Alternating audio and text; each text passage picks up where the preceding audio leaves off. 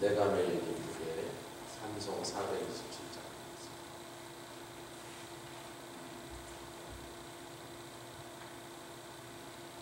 내가 매일 기쁘게 순례의 길 행함은 주의 팔이 나를 안보함이요. 내가 주의 큰 복을 받는 참된 비결은 주의 영이 함께함이라.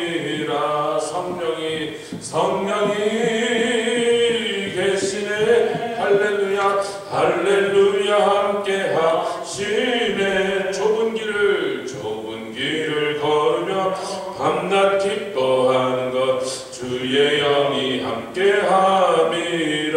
전의 죄에 빠져서 평안함이 없을 때 예수 십자가의 공로 힘입어 그 발 아래 엎드려 참된 평화 얻음은 주의 영이 함께함이라. 아멘. 성령이 계시네. 할렐루야 함께하시네. 좁은 길을 걸으며 밤낮 기뻐하는 것 주의 영이 함께함이라.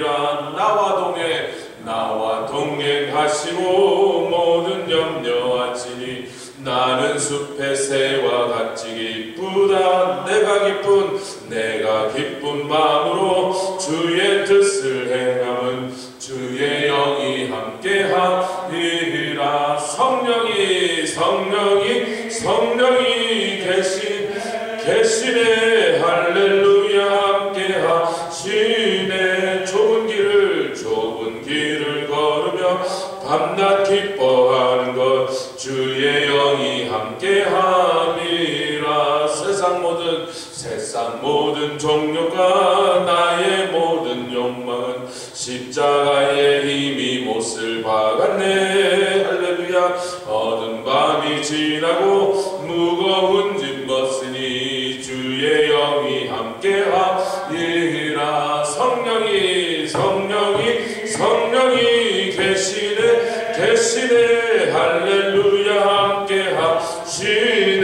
좁은 길을 걸으며 밤낮 기뻐하는 것 주의 영이 함께하리라. 기도하겠습니다. 주의 성령을 부으사 말일에 온 세상 민족 가운데 복음이 증거하게 하시도록 남종과 여종에게 성령을 부으시고 우리 젊은이들이 환상을 보며 예언하게 하며 우리 늙은이들이 꿈을 꾸게 해주시는 하나님의 약속을 믿습니다.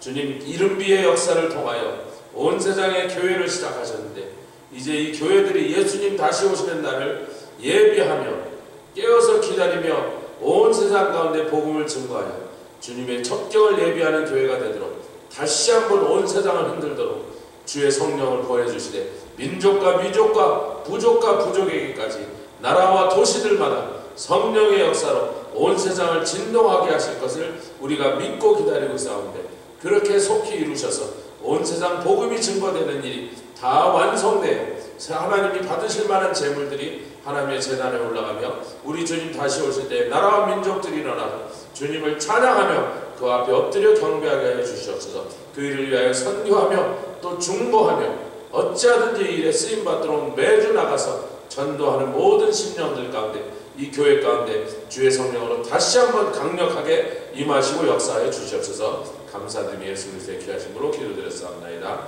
아멘. 시편 101편 전체를 다 상고하지는 않지만 그래도 한번 다 읽고 1절부터 8절까지 중심이 되는 말씀 6절만 집중적으로 나누도록 하죠. 시편 101편 1절로 8절까지 말씀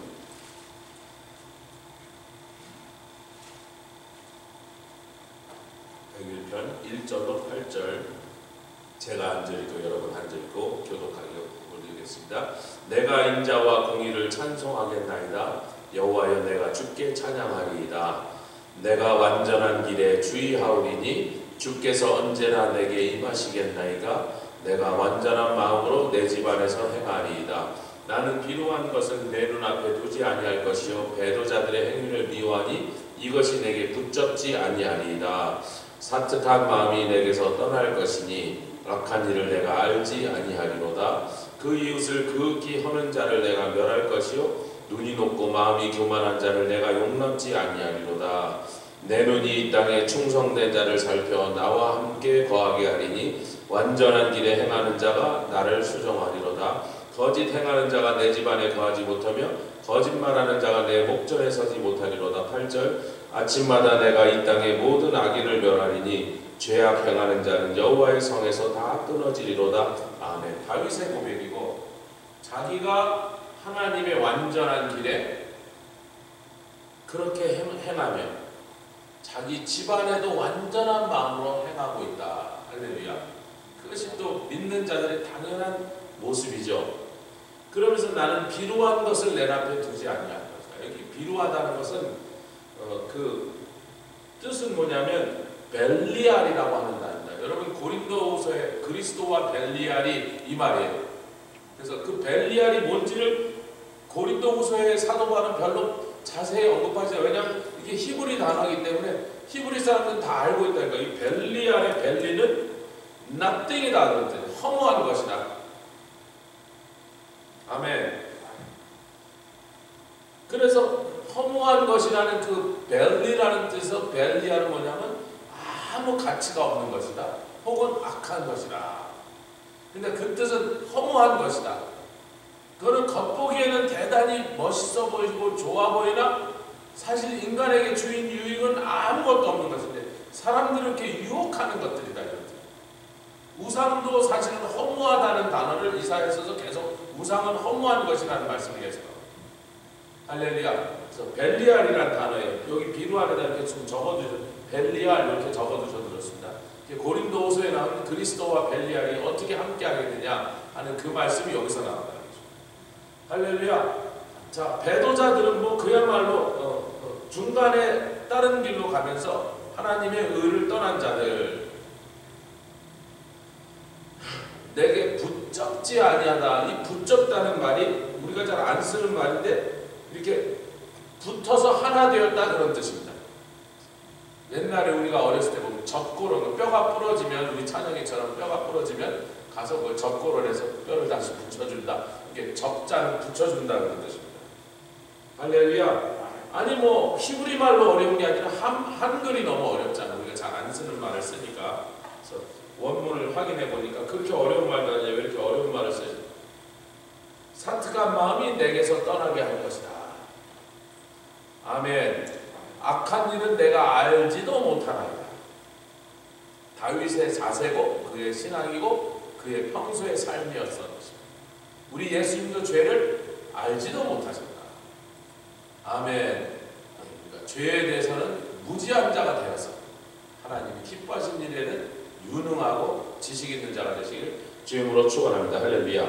제가 이제 선교지를 이렇게 많이 다니다 보니까 선교지에 가면 우선은 선교사들이 제가 그렇게 멀리 찾아왔다는 것에 굉장히 기뻐하고 감사하고 위로가 된다는 거예요.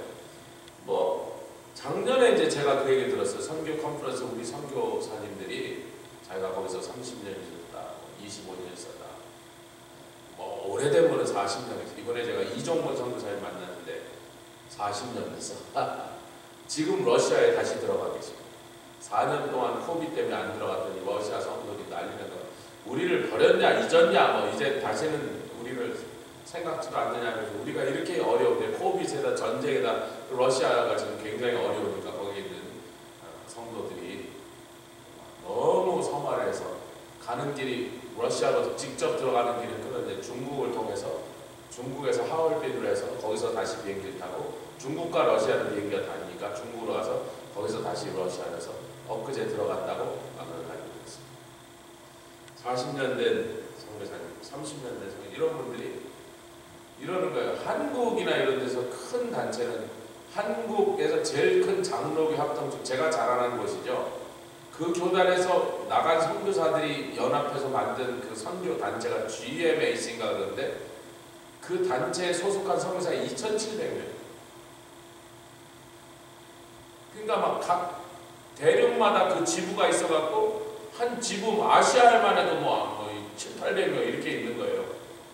아프리카도 몇백 명, 중남미도 몇백 명 이러는데 아무래도 아시아가 가까우니까 거기 많이 있는데 그분들이 왜 그렇게 큰 교단에 속한 선교단체 소속이면 1년에 한 번씩 어디로 모여라, 뭐 방콕으로 다 모여라 이래가지고 아시아 제국 방콕에 모여서 막 리조트 얻어놓고 막 유명한 강사도 와서 뭐 이런저런 강의도 하고 뭐 이것저것 혜택도 주고 무슨 좋은 정보도 제공해주고 해마다 그렇게 하는데 뭐 호텔비도 내주고 맛있는 거 사주고 관광도 시켜주고. 근데 자기는 우리 교단 소속인데 선교지 나가서 30년이 넘었는데 한 번도 그런 일이 없었다. 너무 그런 얘기 들으면 부럽고 속상하고 막 자존심 상하고 우리는 뭐냐 막 우리 대하나님의 성회가 얼마나 큰 교단인데 그러면서 그 사실 전 세계에서 제일 큰 개신교 교단이 하나님의 성회인데 이렇게 자기네들은 미국에 있는 하나님의 성회 한국종에 속하다 보니까 아무 그런 혜택이 없이 해마다 그런데 가는 선교사들 뭐 방콕에서 모여 이번엔 동경에서 모여 뭐 이번엔 또 어디서 모여 이럴 때마다 참 니네는 뭐 없냐 이러면 그랬는데 작년에 뉴저지에서 모인다니까 자기가 오면서 큰 소리째 우리도 뉴저지에서 한다고 하면서 좀 길을 그 사람들한테 그동안 죽었던 길을 살리고 왔다. 제 말을 듣고 제가 그 말을 듣고 참 마음이 아팠어요. 이번에 제가 한 나라를 한 나라 케냐 하나 더 남았습니다. 언젠가 거기도 가게 되겠지만 거기만 가면 끝난 거예요. 아멘. 참 여권에 도장이 찍힐 데가 없도록 도장이 계속 선교지 가면서 찍혔는데 가니까 동남아 아시아 쪽은 주로 한국에서 나오는 선교사들은 본부가 한국에 서울에 어디인가 있으니까 근데도 여러 교단의 선교사들이 자기네 교단 선교위원장이 한 번도 안 나왔다는 거예요. 제가 만난 사람 다 그래요. 한 번도 안 나왔다. 자기네들 만나러 한 번 방문해 본 적이 없는데 미국에 있는 교단의 선교위원장인 조 목사님이 이구석까지 찾아왔다 이러면서 거기 있는 다른 선교사들이 그렇게 얘기하니까 우리 선교사들이 굉장히 또 위로를 받고 뭐 여러분 선교사들이 위로를 받고 인커리지를 받으면 선교도 열심히 하는 거니까 제가 걱정한 건 그분들이 너무 작년에 보여준 모습들이 캄보디아, 일본에 있는 선교사들이 이분들이 영적으로 문제가 있나 몸에 문제가 있나 하여튼 마음이 복잡한가 가정이 지금 힘든가 내가 알 도리가 없으니까 너무 그분들의 모습이 연약하고 참 걱정스럽고 정말 제가 볼 때 이분들이 지금 제대로 선교를 할 수 있겠는가 이 정도 상태에서 지금 뭐 저 사람도 진짜 선교하고 있는가 직접 한번 확인을 해봐야 되겠구나.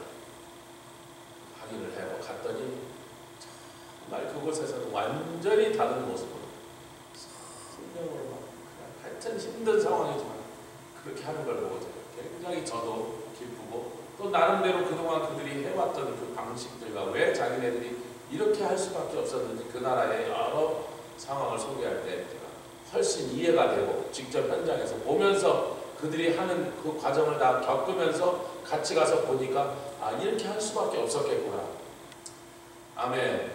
예, 여러분 그 캄보디아는 한지욱 선교사님이 원래 온두라스로 자기는 가려고 자기 교회 청년들을 끌고 온두라스 단기 선교팀을 자기가 주도해서 갈 정도로 우리 교단에 속한 교회의 어느 전도사님으로 있으면서 담임 목사님 당신이 선교에 관심이 많으니까 선교를 한번 해봐 그래서 자기가 주도해서 온두라스 선교팀을 끌고 다니는데 나중에 보니까 우리 교회의 그 선교 같은 영상들을 한 군데 이렇게 찍으면서 그걸 좀 정리하다 보니까 아니 온두라스에서 우리가 찍은 영상에 한지욱 선교사가 거기 있더라는 거예요.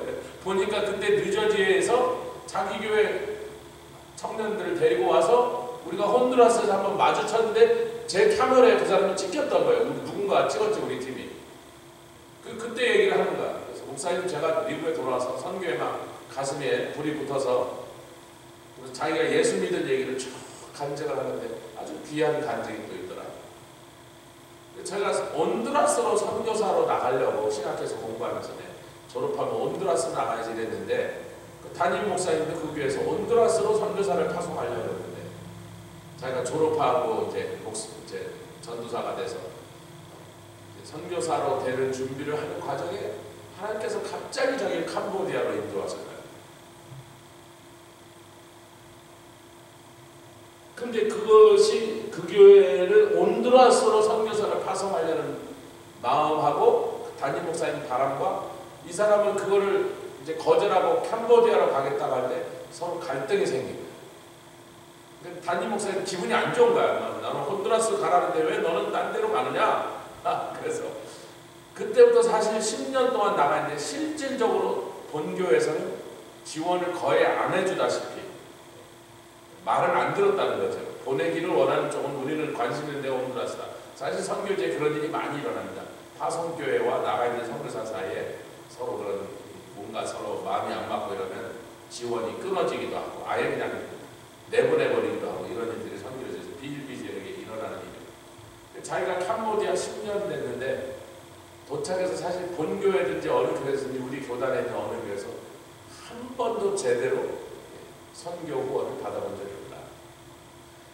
짜장 가물에 콩나듯이 한 번씩 오는데 그걸로 뭐 자기네들이 거기서 아무리 그 생활비가 싼 나라라고 하지만 자기네 가족 5명이 아이들 3명을 키우면서 애들 학교를 보내야 되는데 사모가 나가서 일을 하고 사모가 하여튼 생활비를 벌어오고 또 다행히 그 사모가 일하는 학교가 선교사 자녀들을 가르치는 학교에 이 사람이 영어권이거든요. 거기서 일을 하다 보니까 교직원이라고 전액을 면제해서 3자녀가 거기서 공짜로 공부를 할 수 있게 되는 바람에 자기네가 그렇게 버틴 것이지. 그리고 뭐 차가 2달에 한 번씩 오일 체인지를 하는 거야. 얼마나 캄보디아를 쏟아져가는데 캄보디아가 생각보다 큰 나라입니다, 여러분.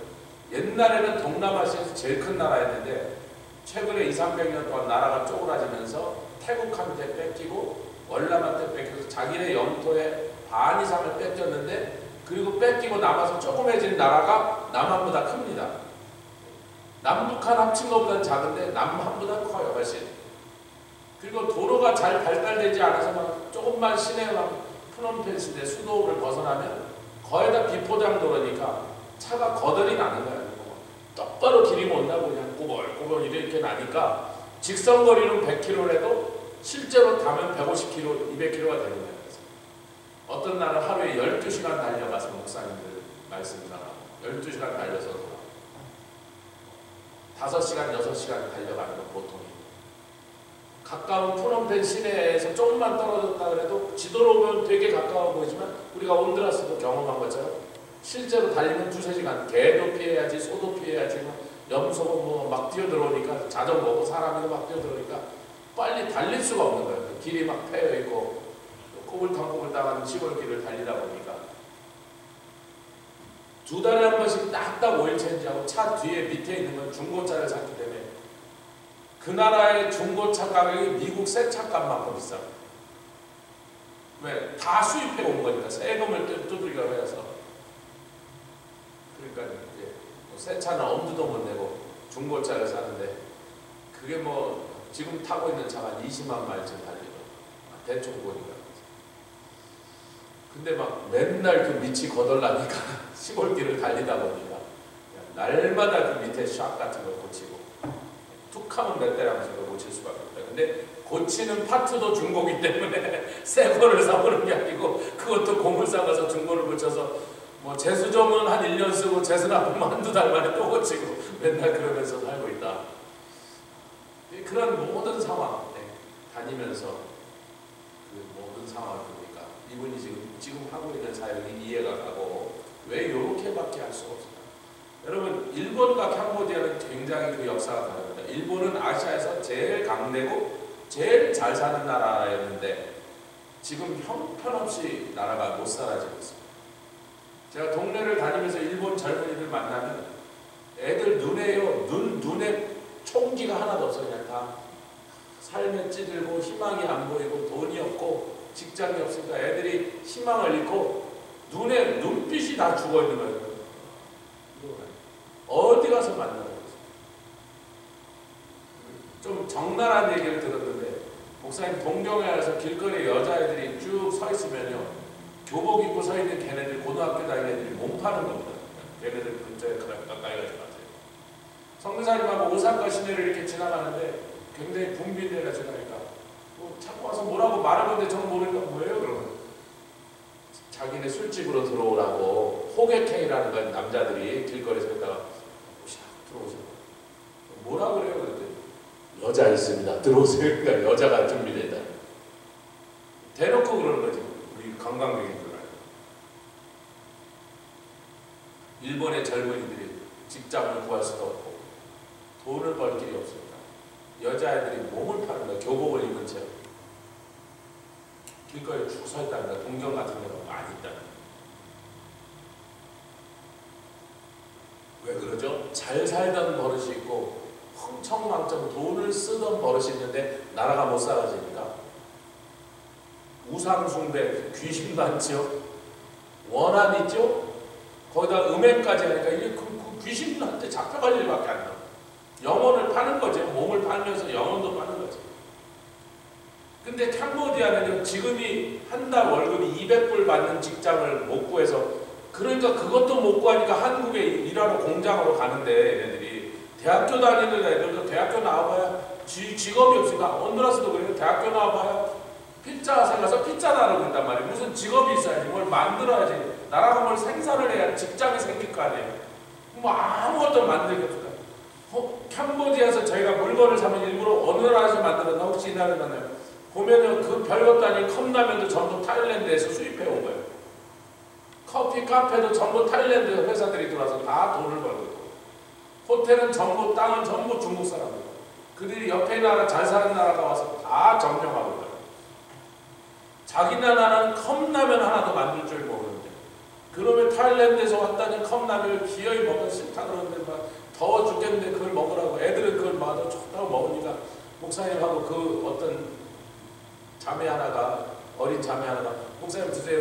나하고 이동철 선생님이 들고 왔는데 이동철 선생님은 눈치채고 안 먹는다는데 저는 뭐 미안해서 하도 권하니까 그냥 하나 봐서 도대체 무슨 맛인가 애들은 그것도 하나 더 달라고 막 그러고 있으니까 국물을 떠서 한번 입에 넣는데 그냥 다 뱉어 버려서 도대체 먹을 수가 없어서 너무 맛이 없어서 그것도 그 캄보디아에서 그것도 만들 능력이 없는 거예요. 그래도 전기는 다 들어와서 시골 마을에 가서 전기는 있더라고요. 전기는 다 있는데 했더니 목사님 이 나라는 전기도 발전할 시설이 없어. 전부 라오스, 태국, 옆 나라에서 다 사오는 전기입니다. 자기네 나라가 발전해서 만든 전기가 아니에요. 전부 옆 나라에서 사오는 전기.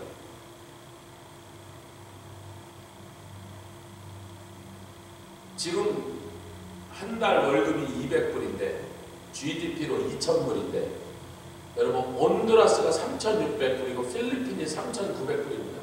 근데 온두라스의 절반이에요. 이게 지난 10년 동안 10배로 늘어난 거예요. 200불, GDP 200불, 즉 한 달에 20불을 받았어요. 20년. 그러니까 일본은 엄청나게 잘 살다가 못 살아지고 있고 캄보디아는 지구상에서 제일 못 살다가 지금 엄청 올라온 거예요. 지금 요만큼. 그래서 물론 아직도 일본이 훨씬 더 잘 살지만 이렇게 올라왔으니까 거리가 점점 좁아지고 있다는 거예요. 그러니까 캄보디아 젊은이들은 지금 한 달에 200불 받는 직업밖에 그것도 뭐 구하기 힘든데 옛날에 20년 전에 지네들이 처음 태어났을 때 요만할 때는 한 달에 20불 갖고 한 가족이 살았던 생활이니까 지금 살만한 거야. 그래도 애들이 뭐라도 좀 배우려고 그래. 영어 다 배우려고 그래. 우리한테 그냥 한두 마디 배운 영어를 한번 써먹어 보려고 제 와서 자꾸 영어로 한마디 헬로 그럼 그 다음에는 한 말도 못하지 뭐 헬로라도 한번 나한테 써먹어 보려고 내가 미국에서 왔다니까. 근데 이제 한지욱 선교사 얘기는 다음 주 금요일 집회 때 좀 더 자세하게 해요. 거기서 이제 장완익 선교사님이라는 분이 만났어요. 저는 누군지 몰랐는데 이분을 꼭 만나야 된다 그러고 갑자기 거기 선교사가 저를 끌고 막 가니까 거기 가면서 이제 저 어딨냐 왜 가냐 그랬더니 아유 가는 길에 있으니까 목사님 돌아가지 않으시다 어차피 지나가는 길에 있으니까 들려보시다. 그게 뭐 하는 데인데 그랬더니 그 선교사님이 캄보디아는 역사가 없습니다. 왜냐하면 그 크메르 로지가 중학생 이상을 다 죽이면서 역사를 다 없애버려갖고 자기 나라 역사를 아는 사람이 하나도 없는데, 특별히 자기 나라에 들어왔던 선교사와 시작된 교회 역사를 아는 사람인데, 캄보디아에 개신교 선교사가 들어온 게 한국에 들어온 연도와 거의 비슷합니다. 거의 한국에 기독교가 전파된 그 비슷한 시기에 캄보디아도 선교사들이 들어왔어요. 정말로 미국이나 이런 데서 귀한 선교사들이 들어와서 정말 수고를 했다니까. 한 100몇십 년 전에 미국에 있는 선교단체에서 아시아에 있는 나라를 이렇게 조사하는데, 희한하게 라오스, 베트남, 캄보디아 세 나라에 한 번도 개신교 선교사가 들어간 적이 없다는 것을 그들이 통계를 내다 발견한 거예요. 그랬더니 그 선교단체에서 야, 어떻게 이럴 수가 있느냐. 이렇게, 여러분, 라오스는 몰라도 베트남 굉장히 큰 나라입니다. 캄보디아도 옛날에는 굉장히 지금보다 2배, 3배 넓었던 나라예요. 그렇게 넓은 나라에 선교사가 한 번도 들어간 적이 없다는 사실에 깜짝 놀란 그 선교단체에서 그럼 그 나라에 선교사를 보내야겠다고 바로 선교사들을 몇 명 모아서 파견을 한 거예요.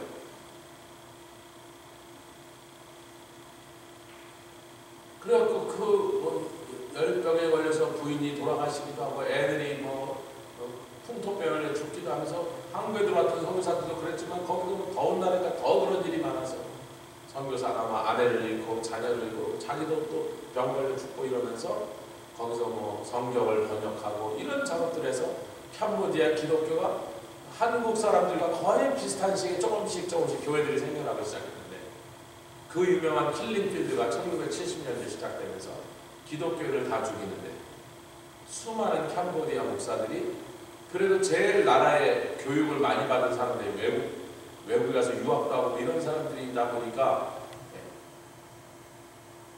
크메르 로지 공산군이 캄보디아 교회 지도자들을 몇십 명을 불러가서, 자, 지금부터 우리가 하려는 정책에 너희들이 좀 협조를 해줄 거냐. 그래서 너희를 따르는 기독교인이 몇만 명 되니까 그 몇만 명을 설득해서 우리가 하는 일에 협조하도록 너희들이 좀 앞장서주면 이렇게 딜을 제안을 했는데, 그 목사님들이 하나같이 우리는 그럴 수 없다. 너희들은 하나님을 부정하는 것들이 아니냐. 우리는 하나님 믿는 사람들이고 너희는 하나님을 부정하는 것들이니 너희들과 같이 일할 수가 없다. 그러니까 그날 그 자리에서 기관총을, 책상 밑에 숨겨놨던 기관총을 꺼내서 다 쏴주겠다. 그 오피스에서 다 죽여버렸다.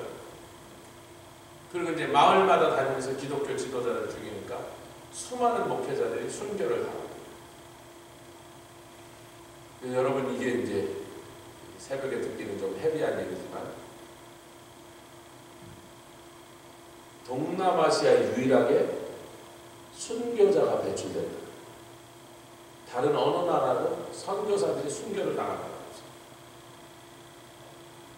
근데 캄보디아에서만 목사들이 순교당하는 경우, 괴롭힘을 당하거나 이렇게 멸시를 당하는 일은 다른 나라에서도 있었지만, 그렇게 여러 목사들이 순교를 당한 일이 없어서 한국의 주기철 목사님이나 손양원 목사님처럼 순교당한 목사들이 많이 있는 나라예요. 근데 불행한 게 뭐야? 하도 죽여나가고 너무나 많이 씨를 말리고 다 죽여버렸기 때문에 캄보디아 역사를 아는 사람도 없고, 캄보디아 기독교 역사를 아는 사람은 더더욱 없어. 캄보디아 현재 기독교 지도자들이 그때 살아남았던 사람들이죠. 젊은 청년, 소년일 때 살아남았던 사람, 지금 한국 캄보디아의 총회장 이렇게 돼 있는데, 이 사람들이 자기네들도 그 역사를 전혀 모르고 있더라고요. 그래서 그 장완익 선교사님이라는 분이 원래 자기는 베트남의 선교사로 들어가겠다고 들어갔는데, 지금도 베트남은 공식적으로 공산국가입니다. 저는 캄보디아도 공산국가인 줄 알았더니 들어갔더니 아니래. 거기는 왕정국가고 불교국가. 이렇게 헌법에 우리는 왕정국가, 불교국가, 공산국가 아니다 이렇게 박아놓은 거예요. 저는 캄보디아도 공산국가인 줄 알았어요. 공산 이론 버렸다는 거예요. 그래서 비교적 선교하기가 그래도, 월남은 아직도 가끔씩 공산당들이 시비를 거는데 캄보디아는 그런 일은 없어요. 정치적으로. 이 선교사님이, 장 선교사님이 월남의 선교사로 들어가서 한 10여 년 활동하다가 툭 하면 무슨 핑계를 걸어서 추방을 시켰다는 거예요. 3번, 4번 추방당하고 또 한참 지나면 도로 들어오라 그러고 또 뭐 몇 년 하다 보면 또 추방하고 자기가 10여 년 있다가 결국은 추방당하더니 마지막에 이제 못 들어오게 자기를 비자를 딱 안 주고 베트남으로 돌아갈 수 없게 되니까 자기가 잠시 캄보디아 와서 베트남 사람들이 캄보디아 사는 사람들이 꽤 된대요. 그 강가를 따라서 그냥 뭐 옛날에 국경이 뭐가 없으니까 그냥 베트남 사람들이 강 따라 메콩강 따라와서 막 물고기 잡아먹고 이런 사람들이 쭉 자리 잡고 사는 마을이 있어서 내가 월남에 들어갈 수 없다 월남 사람들이 있는 마을에 들어가서 복음을 증거해야겠다고 이 마을로 흘러 들어왔다는 거야. 그 사람들 찾아서. 그리고 여기서 이제 있다가 언젠가 월남이 다시 몇 번이나 추방했다 다시 들어왔으니까 이번에도 들어오려고 하면 월남으로 돌아갈 생각하고 자기는 이 월남 사람들에게 복음을 전하면서 기다리고 있었는데 아무리 기다려도 다시 뭐라고 안 하니까 그때 하나님께서 주신 마음이 그냥 캄보디아에서 사역을 안 해서 지금 월남에서 한 10여 년, 이곳에서 한 20년, 이렇게 해서 30년 정도를 동남아 선교를 했는데 이분이 캄보디아 역사를 알면서 그렇게 순교한 믿음의 사람들이 이 나라에 많았는데 아무도 그들에 대한 자료를 준비하지 않은 걸 보고 캄보디아 역사 박물관이라는 걸 만들었는데 정부도 하지 않고 학교에 가면 뭐 역사 아무도 안 가르친대요. 그래서 아무도 역사를 모른대. 기독교 역사고 지네 나라 역사고. 그래서 이분이 역사 박물관을 만들었는데 자기가 건물을 짓고 소수 그 건물에다가 1층, 2층에서 전시관을 준 거예요.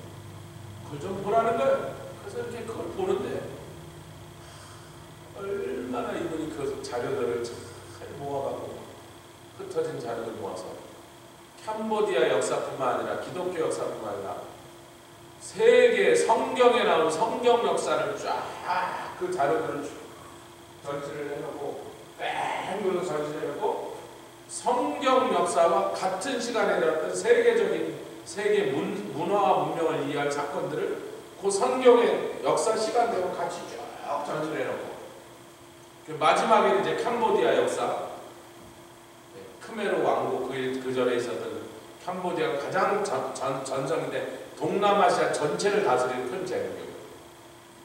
그 나라의 지금도 제일 큰 수입은요 그때 당시 좀 앙코르와트라는데 전 세계 사람들이 관광 1년에 몇백만 와서 그 관광객 상대로 코코넛 팔고 맹고 팔아갖고 먹고 사는 나라예요. 입장료 받아서.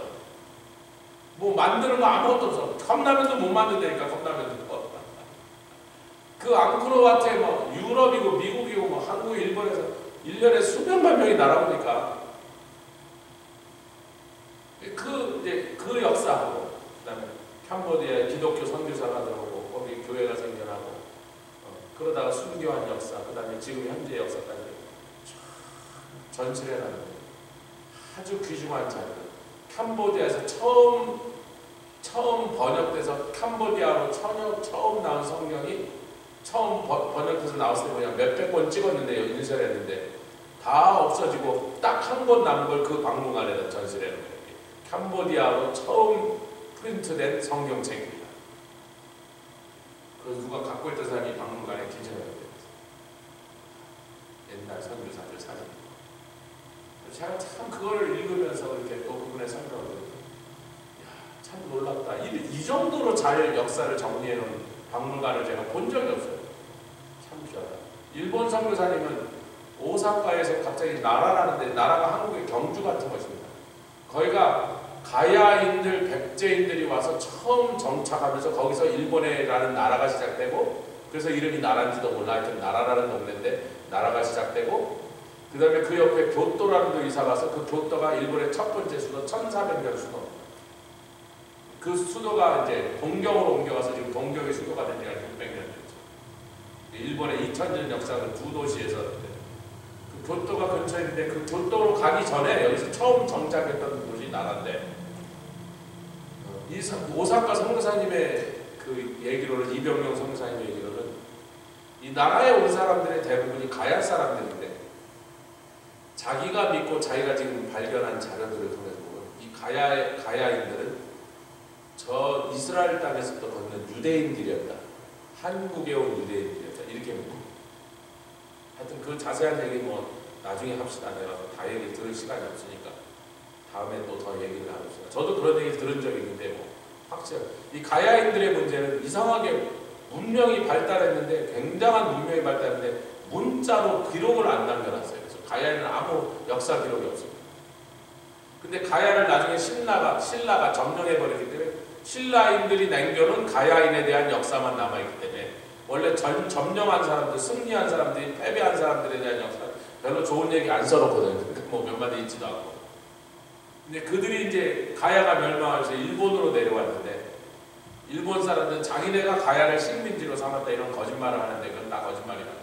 자기가 일본의 자료들도 많이 조사해 보니까 가야 사람들이 나와서 일본의 문명을 전해주고 나라를 세웠다 이렇게 하는데 자기가 믿기는 그 가야 사람들이 유대인이라고.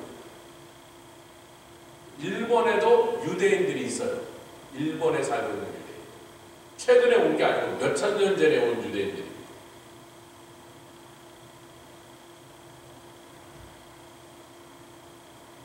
하여튼 캄보디아 이제 그 설명을 듣고 그 다음에 제가 간 곳이 첫 번째 곳이 예수마을이라는 곳인데 그게 왜 제가 찾아왔냐면 김남수 목사님이 작년에 저희들에게 캄보디아에 30만 평 땅을 그 교회에서 장로님이 기증을 했는데 아니 뭐 몇십 년 전에 받았대요. 30만 평 땅을. 근데 그 30년 전에 캄보디아는요 GDP 10불 할 때 얘기예요. 한 달에 한 가정이 10불 벌어서 살 때 얘기니까 메콩강에서 그냥 생선 잡아먹고 그냥 쌀 키워서 그냥 그거 먹고 사는 1년에 2번 쌀을 키울 수 있어요. 날씨가 더우니까. 그 쌀하고 거기서 그냥 강에서 물고기 몇 마리 잡아먹고 캐시는 하나도 없어요. 그런 시대니까 땅이 뭐 무진장사니까 이 장로님이 무슨 일로 하여튼 거기 갔는지 갔다가 30만 평을 덜고 사놓고 그 들고 있다가 뭐 써먹을 데가 없으니까 이러고 있다 어느 날 에이구 목사님 전 세계 다니면서 선교하신다고 선교하는 일에 쓰세요. 팔아서 돈을 만들어 쓰시던 거기다 뭘 지으시던 마음대로 하세요. 그리고 교회에다가 기증을 했다니까 30만 평 땅을. 근데 뭐 쓸 일이 없으니까 그냥 놔뒀대요. 근데 이번에 갔더니 그곳을 예수마을이라는 걸 책임지고 있는 김성교사님이라는 분이 우리가 간다니까 아이고 뭐 귀찮지 않으시면 저희가 가겠습니다. 김남수 목사님이 제가 가서 한번 방문하는 걸 그렇게 하라 그래서 제가 가는데 괜찮으시겠습니까? 목사님 예 뭐 언제든지 오십시오. 그러더니 막 기쁘게 공항에 가서 우리를 태워가고 막 그렇게 해서 우리를 안내하고 지금 그런 얘기를 하는 거예요. 그 김찬주 성교사님이라고.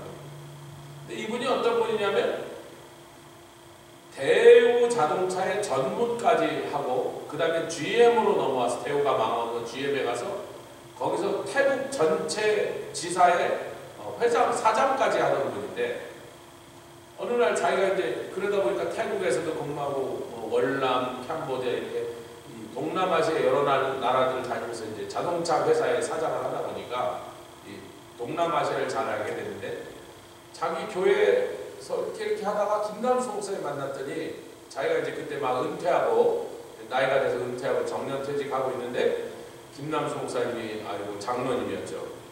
김 장로님은 그러지 말고 선교를 할 사람 같아. 그리고 자꾸 자기한테 선교의 꿈을 불어넣었어요. 주사질을 했다는 거에 자꾸 자기를 부추겨서 해서 자기도 그게 마음에 드는데 그러면서 자기 간증하는 자기는 가난한 집에 아버지가 능력이 없어서 무능해서 늘 가난한 집에서 태어나서 시골에서 살다가 지방에 있는 조그만 이름도 없는 대학에 공대를 나왔는데 대우 자동차에서 사람을 뽑는다고 해서 그 이력서를 내고 이제 시험을 봤는데 전부 다 뭐 좋은데 서울대, 연고대, 뭐 한양대 이렇게 난 공대니까 공대 나온 사람 뽑는데 그런 명문대 나온 사람들 서울에 있는 큰 대학 나온 사람들이나 들어가지 자기 같은 지방대학 출신은 한 명도 뽑지 않는 상황인데 자기 교회 목사님이 자기가 어렸을 때 우울증에 걸려갖고 너무나 세상이 힘들고 집은 가난하고 살 소망도 그래서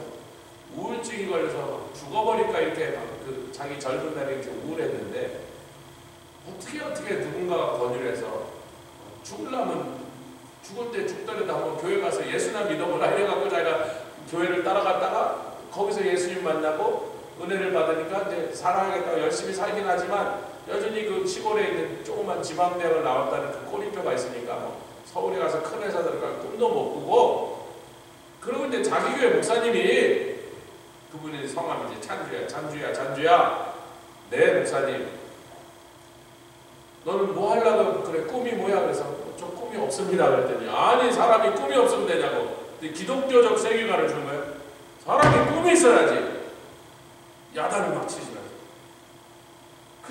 그냥 뭐 대충 살다 죽는 그 예수 믿는 사람이 그럼 되냐? 호통을 치시더래. 자꾸 꿈이 있어야 되니까 뭘 해야 되니까. 하여튼 네가 뭐 공대를 나왔으니까 어느 회사 가서 이렇게 일을 하고 하여튼 지금 직장이니까 저 시골에 있는 이 후진대학 이 졸업자가 아무 데서도 안 뽑아지는데 그러니까 기도를 해야지 이놈아. 네가 이제 오늘부터 목표를 딱 잡아라. 그래서 이제 다음에 대구에서 사람 뽑는다해서 제가 거기다 이력서를 냈다고 기다리고 있다니까 시험 보고 이렇게 하고 그래 그럼 목사님이 너를 위해서 기도해 줄게. 기도를 해주는데 자기가 덜컥 대우에 붙어버렸다는 거예요. 그래서 깜짝 놀래게 지방대 나중에 들어가서 보니까 지방대학 나온 사람 자기 한 명밖에 없대. 전부 다 서울에 있는 그래도 사람들이 알아주는 대학 출신들인데 자기가 안다는 거예요. 자기 실력도 아니고 도저히 자기 실력은 들어갈 수 없는 회사인데 하나님이 목사님이 기도해 주시고 자기도 기도했더니 하나님 붙여주셨다는 거예요.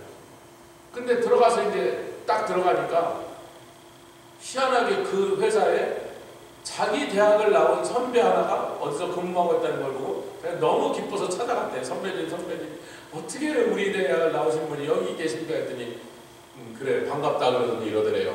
내가 한마디 충고를 해줄게. 그래서 네. 그래서 내가 이 회사 들어온 지 20년이 넘는데 아직도 과장이야. 다른 친구들 전부 부장되고 실장되고 좀 있으면 전무될 건데 너나 나처럼 지방대 나온 사람은 과장이 끝이요. 그러니까 너는 과장되는 순간 너는 올라갈 때까지 다 올라가 그 위를 쳐다보지도 마라. 나를 봐라. 그 말을 듣고 오니까 그 회사를 붙어줬을 때는 그렇게 감사하고 그러더니 과장 아무리 해도 과장밖에 안 된다는 말을 들으니까 자기가 막 속이 상하고 막 마음이 불편해서 막 그러고 이제 교회 와서 또 울면서 기도하니까 목사님 지나가다가 왜 그러냐? 좋은 일인데 감사해서 그래서 그 얘기를 했다는 거예요. 목사님 저는 아무리 노력해도 결국은 아무리 올라가봐야 과장으로 끝입니다. 그 위를 쳐다보지도 말랍니다. 그러더니 사람이 무슨 그렇게 믿음 없는 헛소리 하냐고 뭔 그런 말도 안 되는 소리 하지. 그래서 같이 기도해야지 하나님한테. 할렐루야. 그 목사님이 계속 야단을 치셔갖고요. 이번에 자기 자식 기도하는데 그 목사님이 자기 자식을 주례를 해주셨다. 할아버지 목사. 그래갖고 세월이 흘러서 그 목사님 기도해 주시고 자기가 후진대학을 나왔으니까 다른 사원들에 비해서 불리한 입장입니다. 최선을 다해서 열심히 일을 해서 막 회사에서 인정받고 막 좀 올라가기 시작하는데 갑자기 자기 사장님이 자기가 그러다가 직장 신의회 회장이 됐는데 예수 믿는 사람들이 모인 대우 안에 회장이 됐는데 회장님이 무슨 새로운 공작을 진다든지 전 사원을 모아놓고 고사를 지내면서 돼지머리 앞에 절하라고 그렇게 이제 그 행사 계획을 딱 짜갖고 이제 내려보낸 걸 자기가 어떻게 읽게 됐대요. 그래서 대우 회장님한테 전화하는데 회장님 뭐야? 제가 이 대우 회사 내 예수 믿는 기독교인 신우회 회장입니다. 그래서 그러더라고요. 쌀쌀맞게 죄송하지만 우리 기독교 신앙은 돼지머리 앞에 절하라는 옛날 다니엘과 새 친구 얘기를 하면서 그건 절대로 우리 신앙에 불가한 일이니 우리 신우회 회원들에게 그런 걸 강요하지 말아주셨으면 감사합니다 했더니 그때부터 회장님이 막 날벼락같이 이 미친놈이 뭔데 감히 네가 와서 여기서 까부냐 그러면서 자기가 그때부터 회사에서 이제 쫓겨나도록 책상 없어지고 복도에 앉혀놓고 대기발령 그 말은 나가라는 뜻이에요. 몇 달을 책상에 앉아서 사람들 지나다 아이고 뭐하네 잘났다고 그 짓을 해갖고 쫓겨나게 생겼어요. 신앙으로 인하여 하나님을 향한 그 믿음의 발언을 했다가 사람들이 미친놈아 네가 그런다고 회장이 그 말을 듣냐 이 바보야 다 그러고 있는데 어느 날 갑자기 회장이 부르더래. 다 부른 줄 알고 갔더니요 그 집으로 오라 그래서 갔더니 자기는 여러 사람 부르더니 딱 그러니까 그 사람밖에 없는데 그 회장님이 부인이 기독교인이야. 회장님하고 얘기하다 그런 미친놈이 회사에 있다는 얘기를 듣고 그 미친놈 한번 내려오라 회장님이 부인이 선수 음식을 해서 그러더니 자기가 가니까 당신이 잘해서 우리 남편도 좀 예수 믿게 좀 해달라고. 그래서 오히려 전화위복이 됐죠. 하나님 그걸 기쁘게 해서 대우의 전무까지 올라갑니다. 자기가 부장 됐다니까 이제 목사님인데 나는 회사 안 내보냐. 부장보다 더 높은 건 뭐냐 해서 부장보다 높은 건 실장이죠. 그럼 실장 내 기도해야지. 기도하다 보면 실장이 되대. 실장이 되니까 목사님 급바십제가 드려요. 실장이 되잖아. 실장보다 더 높은 건 뭐냐? 전무입니다. 그럼 전무대대로 기도해야지. 그랬더니 전무대대. 그러더니 전무됐더니 그보다는 못 올라갑니다. 회장님, 목사님. 전무면 올라갈 때 다 그런 말도 안 돼. 나는 네가 사장 되는 걸 볼 거야. 사장 되는 걸 기도할 거야. 그러더니 진짜로 대우가 망했는데 바로 자기는 GM에서 스카우트에서 들어갔더니 GM에서 태국 사장으로 자기 거예요. 결국은 사장으로 자기가 회사 생활을 가요. 참 귀한 반증이죠. 얼마나 재밌어요. 그래서 참. 근데 하여튼 이제 예수마을에 도착을 했어요. 그 예수마을을 이제부터 지으려고 30만 평을 이제 개간하고 막 시작을 하는데 거기가 막 형편없는 땅이더래. 막 시골 구석에 아무도 할 수 없는 그런 후진 땅에다가 중간에 전부 비포장로를 지나가는데 프놈펜실에서 한 1시간 가는데 그 앞에 갔더니 비만 오면 거기가 물난리가 나는데 막 허리까지 가슴까지 그 개천들이 넘으면 차가 지나갔어도 차를 밖에 세워놓고 가슴까지 올라온 개천을 헤엄쳐서 들어갔어야 된대요. 흙탕물 그 강에 막 잘못하면 죽을 수도 있는 거죠. 금리에 휩쓸려 내려가면. 그리고는 그 사방에 북쪽에서부터 이 예수마을로 들어간 땅 사이에 전부 남의 땅을 밟고만 지나갈 수 있는 땅이라 그 한국말로 맹지라 그런답니다. 글로 들어가는 길이 없는 거예요. 그래서 자기가 이제 도착해서 이제 상황을 좀 보고 난 다음에 김남송사에 가라앉아 갔는데 상황을 보고 어느 날 프라미스 교회 앞으로 편지를 썼대요. 그래서 이 땅을 도로 팔고 딴 곳으로 옮겨야 되는 5가지 이유를 해갖고 첫 번째, 길이 없습니다. 뭐 어떡하냐고. 길이 없는데 우리가 거기다 아무리 대단한 걸 짓고 아무리 훌륭한 걸 해도 옆에 땅 임자들이 못 지나간다고 길을 막아버리면 자기네는 들어갈 수도 없는 거예요. 자기네 땅에. 그러니 이 말도 됩니까? 뭐 그러면서 조목조목 여기 뭐 소망도 없고 이 동네는 발전할 기미도 없고 여기다가 해봐야 프놈펜에서 오는데 1시간씩이나 비포장도를 달려와야 되고 여기다 하는 건 말도 안 되는 겁니다. 지금이라도 빨리 이 땅을 좀 좋은 값에 팔아갖고 어디 좀 나은 땅으로 작게 하더라도 30만 평, 뭐 30만 평에 도대체 뭘 다 하겠냐고. 너무 땅이 크니까 좀 줄여서 5만 평이나 이런 데로 매니저로 할 수 있는 데로 가자고 그러고 자기가 대우 회사에서 사장 됐을 때까지 회사 생활하면서 그 경험을 가지고 막 조목조목 쫙 조사를 해갖고 프라미스 교회에 보냈대요. 근데 프라미스 교회에서 이제 당회에서 그 장로님들이 모여서 이제 그 편지를 받고 거기 지금 책임자로 와 있는 선교사가 그러니까 이 땅 팔고 옮겨야 된다가 읽어보니까 조목조목 다 맞는 얘기잖아요. 비가 오면 헤엄쳐서 건너가야 되는데 도대체 어떡하냐고 그러겠다가 뱀이 우글거리고 아무것도 할 수 없는 땅이 나옵니다. 다행히 좀 땅값이 최근에 좀 올라가니까 지금 올라갈 때 좀 팔아오면 어디다 좋은 땅을 좀 살 수 있을 거 아니겠냐고. 근데 이제 프라미스 교회 장로님들 읽어보더니 그건 말이 되네. 그러자고 이제 다 결론이 나는데 30년 전에 그 땅을 사서 교회에다가 헌금을 했던 장로님이 아직도 살아계셔서 그 장로님이 갑자기 잠깐만요. 제 한마디 하세요. 일어나. 여러분들이 하는 무슨 말을 들어도 내가 동의할 수 없는 게 나는 성령께서 그 땅을 사라 그래서 샀다고. 기도 중에 하나님께서 그 땅을 딱 보여주고 이 땅을 사라! 성령의 음성을 듣고 난 샀으니까.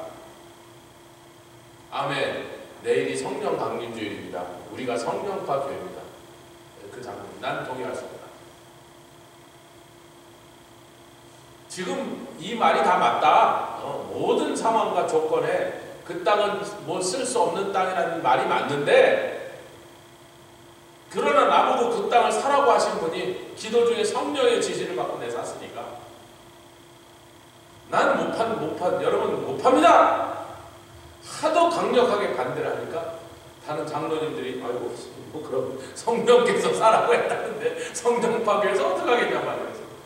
뭐 놔둡시다 그러고 놔두게 됐다는 거예요. 자기가 이 땅을 팔자 그랬다는 거예요. 그래서 이제 결정이 프라비스께서 다시 돌아온 거예요. 못 판다. 이래에 대해서 못 판다. 그래서 자기도 꼼짝없이 거기 앉아있는데 찾아오는 사람도 없지 할 일도 없지 그냥 황무지에 황무지 30만 명.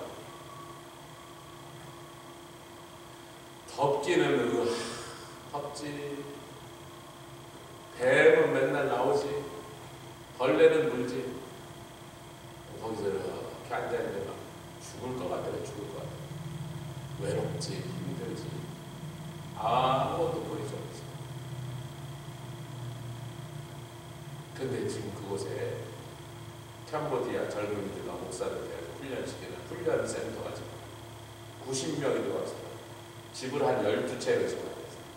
각 집마다 몇 명이 90명이 들어가고 그 사람들은 먹이 센터에 선교센터가 중간에 그 사람들 한꺼번에 다 식사할 수 있는 한 대씩 있고 한국의 어느 교회가 교회 설립되고 선교사가 와서 그 교회를 세우지 대구 칠곡교회라는 데가 자기네 교회가 세워진 지 120주년이 돼서 120주년을 기념하여 캄보디아 그동안 캄보디아 선교를 하던 교회인데 이 얘기를 듣더니 그곳에다 자기네 교회 120주년 기념으로 캄보디아 사람들에서 교회를 하나 주고 그래서 갔더니 뭐 얼마나 의리뻑적하게 막 대리석 깔아서 막 그렇게 지어놨는지 뭐 굉장히 좋게 지었어요. 근데 거기 좋은 돌이 많이 난대 그 나라.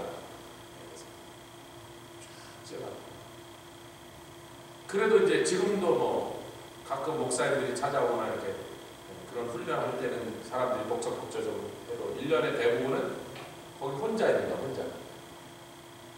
사모님은 이제 자녀들 있고 손자들 있으니까 들락날락하고 거기서 할 일이 없으니까 그러고 있는데 이 캄보디아 사람들이 미국에 왔다가 막 감옥까지 가고 있다가 미국에서 이제 감옥 살고 나오니까 추방 나간 형제 하나가 감옥에서 예수를 믿고 어떻게 근처에 알게 돼서 들어오라서 여기 관리하고 그 부인이 와서 이제 성교팀하고 식사 사모님 무슨 볼일에서 한국 나와서 한 몇 주 계신다니까 그 캄보디아 자매가 음식해서 이제 성교사님들 대접하고 우리가 왔다고 음식을 했는데 캄보디아 음식을 해준다 해서 아이고 먹읍시다 그랬더니 어디 사러 뭐 먹으러 나가려면 20분 또 차 타고 나가니까 비포장 노로를 그냥 먹읍시다 해서 주시는 대로 뭘 먹든지 먹겠다 했더니 이 자매 음식을 얼마나 잘하는지 세상에 아무것도 그냥 나물 좀 볶아놓고 치킨 좀 이렇게 해놨는데 정말 맛있게 해놨네. 쌀국수도 한번 끓여요. 자, 이거 정말 맛있다. 요거 파파야 쌀에서 나도 만드는데 내가 만든 거 이상하게 좀 색깔도 다르고 맛이 좀 다르다 그랬더니 나보고 뭐 넣느냐 그래서 이거 넣었더니 자기도 뭐 넣었는데 그러더니 무슨 설탕을 쓰니까 보통 설탕 쓰지 그럼 그랬더니 그 설탕이 그걸 쓰면 안 된다고 팜나무에서 나온 설탕을 써야 된다고 그래야 요 색깔과 요 맛이 난다 그래서 그걸 내가 어떻게 구해 그랬더니 다음날 새벽 시장 가서 그걸 사갖고 우리 공항으로 나가기 전날 7시 반에 우리 출발한다